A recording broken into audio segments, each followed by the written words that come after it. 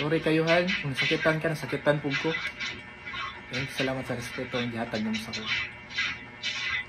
Muna guys nga, usay ulahin natong pagsuri. Kung nasakitan man ka, mas nasakitan ang imong partner tungod sa imong gibuhat. Ano, abi nimo nadamay ang mga maayo nga lalaki, ang mga maayong bana, nadamay tungod sa gibuhat nato. Ako nakabuhat man kog ingon ana. Pero sa okay pa mi sa akong asawa. Wala ko nang butana. Ganun po ko. No, ulay na atong pagmahay, ulay na atong pagsuri nga naman.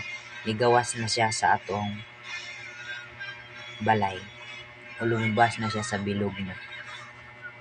Ayun, di na siguro niya kaya nga magpabilin pa siya sa imo atong kay masakitan siya maayo. Di ba? Di na kaya sa usa ka babae nga puros na lang kagol nga na siyang kasing-kasing sa iyang lugar tungod sa kanyang buhat nga dili maayo sa ila. So man gikulangan pata sa ato ang partner. Ano mangita pa mangitag lain. Na-lesson ko na. Pero nangadamay ang uban nga nagtinarong sa ilang mga asa. Wala na pagsalig.